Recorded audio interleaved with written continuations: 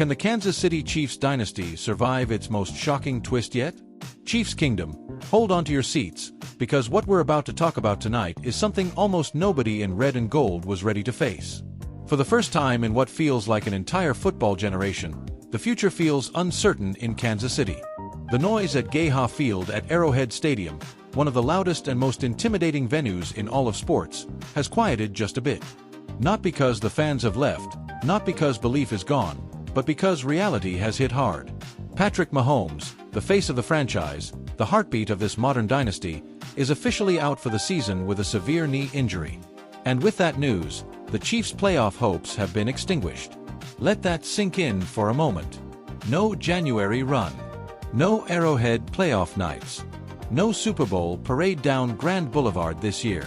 It's a sentence that feels almost foreign after seasons defined by dominance, resilience, and late-game magic. But as heavy as this moment feels, the biggest question hanging over Kansas City isn't just about this season. It's about the future. Specifically, the future of the greatest quarterback-tight end duo the NFL has ever seen, Patrick Mahomes and Travis Kelce. Was last Sunday the final time we saw number 15 and number 87 sharing the same field in meaningful action? That's the question echoing through locker rooms, press conferences, and living rooms all across Chiefs Kingdom. During an emotional press conference this week, the spotlight shifted to Travis Kelce. Reporters didn't dance around it. They went straight for the heart of the matter. Did it cross his mind that he might have played his last snap with Patrick Mahomes? Kelce paused, took a breath, and responded with the professionalism we've come to expect. He said he's focused on winning football games and keeping the attention on the team. But listen closely, and you could hear it. This wasn't just another media scrum. This was different. Kelce admitted it's a unique time in his life, and that uncertainty hung in the air. Kelce is 36 years old. He's entering free agency. And for the first time in a decade, he knows exactly when his season ends, and it's not with confetti falling at the Super Bowl. It's January 4th. That's a jarring reality for a player who has become synonymous with postseason brilliance. This is the same Travis Kelce who redefined the tight end position, who turned option routes into art, and who built a near-telepathic connection with Mahomes that defensive coordinators simply couldn't solve. Let's put this in historical perspective. The Chiefs are one of the NFL's proudest franchises, with roots stretching back to legends like Len Dawson and Hank Stram, and defensive icons like Derek Thomas. They won Super Bowl IV in 1969, then waited decades before the modern era arrived. Under head coach Andy Reid, everything changed. Reid brought stability, innovation, and belief. Then came Mahomes, the quarterback, the team's play-calling leader on the field, whose creativity shattered conventional football logic. Together, this core delivered Super Bowl titles in 2020, 2023, and 2024, cementing Kansas City as the defining dynasty of this generation. At the center of it all was the Mahomes-Kelce connection. 3 Super Bowls. Countless playoff moments. Records for postseason receptions, yards, and touchdowns by a tight end. When Mahomes scrambled, Kelce didn't just run routes, he felt the play. Analysts have called it backyard football at the highest possible level, and they're not wrong. Now, the timeline complicates everything. Mahomes is reportedly facing a 10 to 12-month recovery.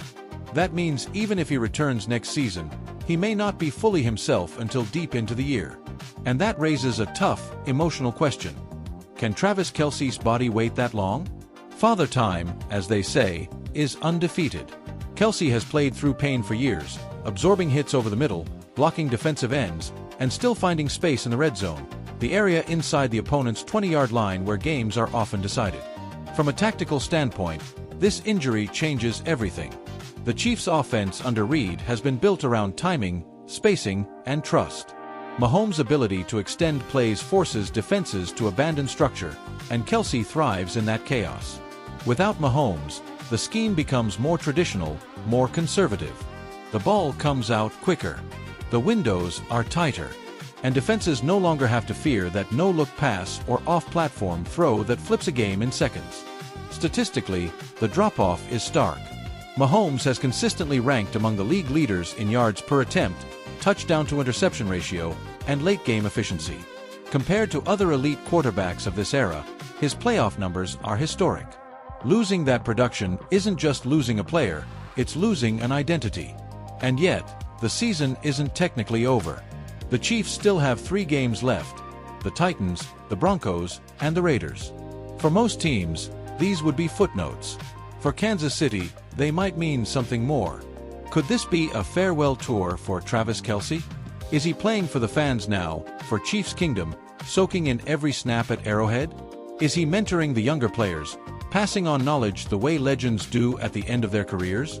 Or is he, as he says, simply trying to win football games as a way to cope with losing his on-field partner? Andy Reid has emphasized that the locker room is rallying. And that matters. Reid is one of the most respected coaches in NFL history, a master of adaptation.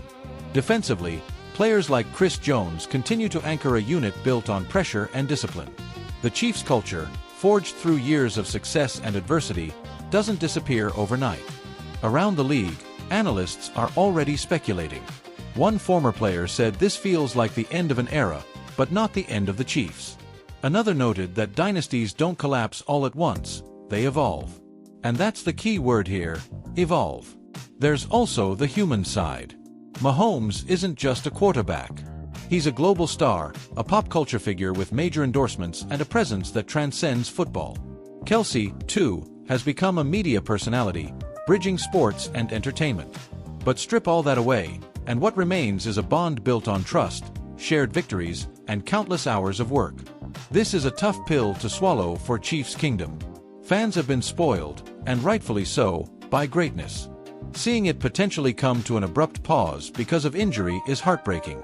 But if this truly is the closing chapter of Mahomes and Kelce on the same field, then it's a chapter written in gold. So what happens next? The short-term outlook is about pride, evaluation, and resilience. The long-term outlook depends on recovery, contracts, and decisions that will shape the next decade of Chiefs football. One thing, however, is not up for debate. Travis Kelce is a legend. Patrick Mahomes is the standard. And this franchise, backed by one of the most passionate fan bases in sports, will rise again. Chiefs Kingdom, stay locked in. Keep the faith. Tune in this Sunday, because even in adversity, this team still represents something special. This is the Chiefs we love. This is the Chiefs we know. And no matter what comes next, the story is far from over. Go Chiefs!